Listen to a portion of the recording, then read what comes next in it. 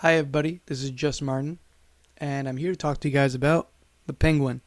So, this is going to be like a review analysis of the full series. I'm not doing an episode to episode thing right now. I'm mainly going to be going through the cast and kind of just impressions that the show gave me as a whole. I did the episode 1 review all the while back. I was meant to do all the episodes throughout. Somehow I fell off the wagon, but at this point, I did want to get my 2 cents in for the series.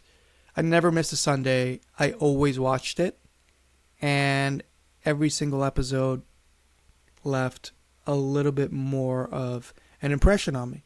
And I think it meant for all of us. The ratings have been unanimously amazing, so I'm just going to trust that.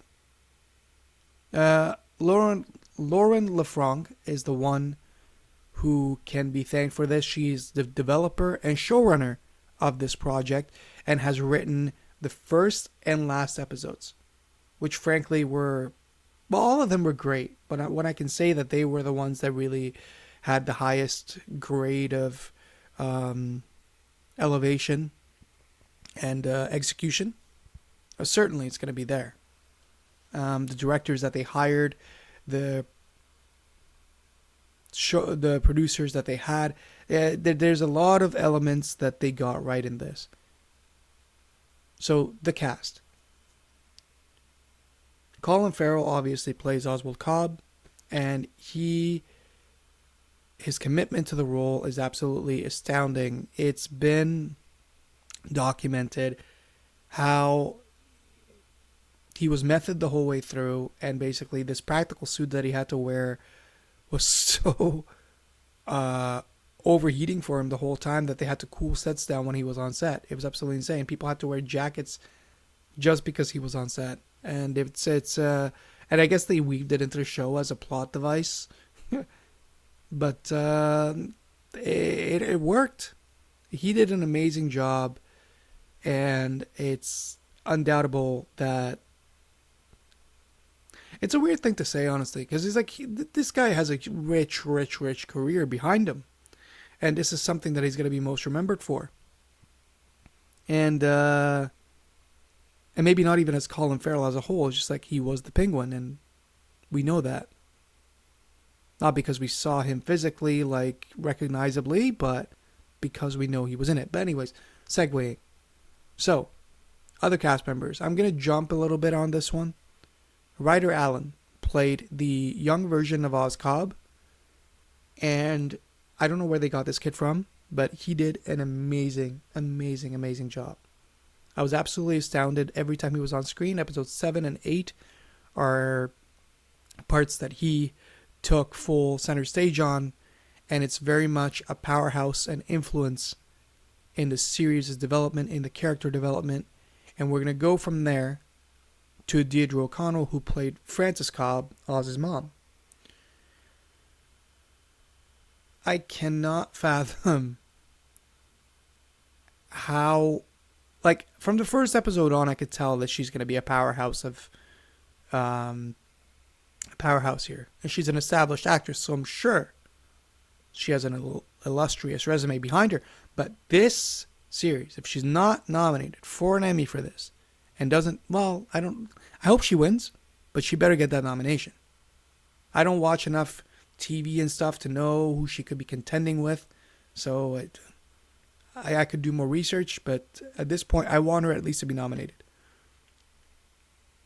And, her journey as a character was horrifying.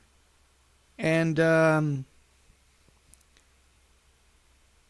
to anyone who watched it, basically, the last 2 episodes really brought things to level. It really brought things to such a point that I don't even know what's next, but I'm hopeful. Moving on down this cast list of rich and talented folks, the next one I'm going to cover is, Renzi Feliz, who played Victor Aguilar. Vic. Ah, God, this guy. From the first moment he shows up, he has this bond between Oz and himself, and they really, really play into that in a lot of ways. That dedication and loyalty that stems from the original fear that's in him, that road, that journey, it's so groundbreaking and so fleshed out, and I can't wait to see what he's in next. And by the way, on a segue of that, if he's not going to be Miles Morales, I will riot. No, I mean, honestly, the MCU is getting a Miles Morales in the next couple years. He's going to be in this next trilogy of Spider-Man movies at some point in time. And I bet you if they don't have their eyes on him, I don't know who they're considering. But look, whoever they cast is going to be good. And it better be. Because right now people want this kid. And I fully agree. I fully agree with that. So let's leave that where it's at. And I really hope this guy's going to have a rich career because he has the chops. And I really, really want him to excel further. And can't wait to see what he's in next. Okay. Segueing further. Oz and Vic's journey and Deirdre's, in some way, shape, or form, hit a fork in the line with Sophia Falcone. She is portrayed by Kristen Milioti. And if anyone has watched my first Penguin review, you know how big of a fan I am of hers.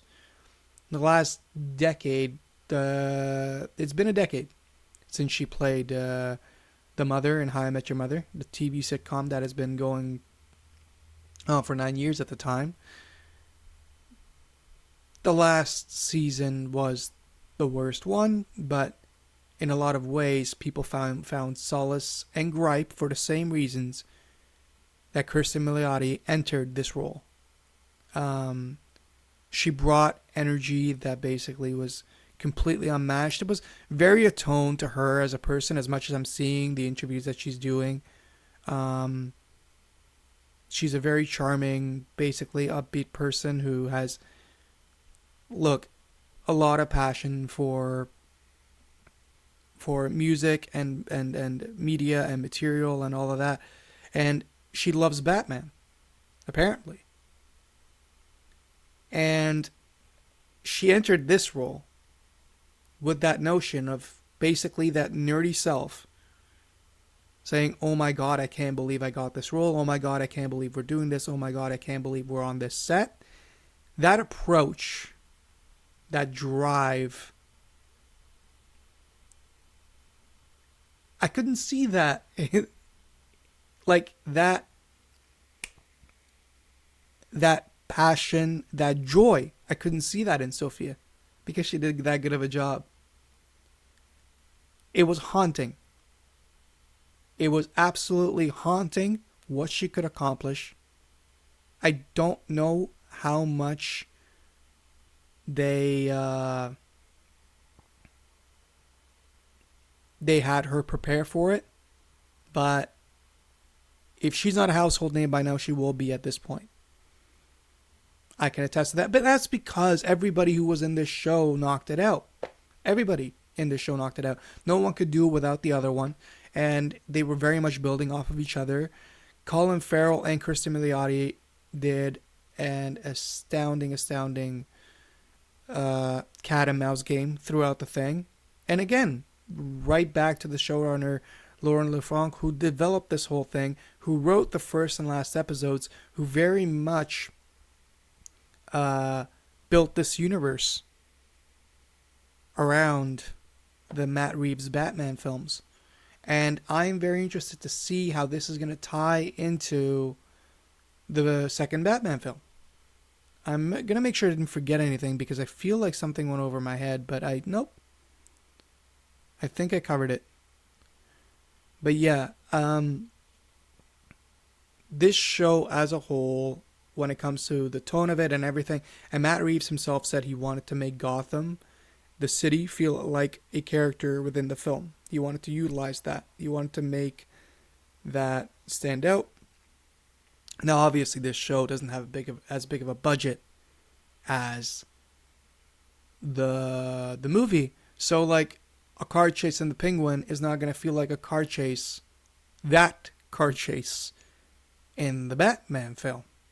But it's still very much on brand, and for what it comes to with HBO, I'm so happy they took this on. I'm so happy they developed it. I'm so happy they made it, and I'm so happy that so many people are celebrating this TV series. And it could not just mean the beginning of great DC entertainment, but maybe better entertainment going forward. People should take notes. And if this thing lights up the Emmys like a freaking Christmas tree, then I will be happy. And I don't even mean everyone's going to win. I mean, like, just nominations. How often do you see a comic book show get nominations to this degree? Because they will basically... I don't know if they're going to pull a Dark Knight out of their ass. But if they do, I wouldn't be surprised. Hey, enjoy the movies, guys. Enjoy the TV shows. And frankly, if you haven't seen this yet, go watch it. I can't recommend it any more than I already am. Have a good one, guys. Bye.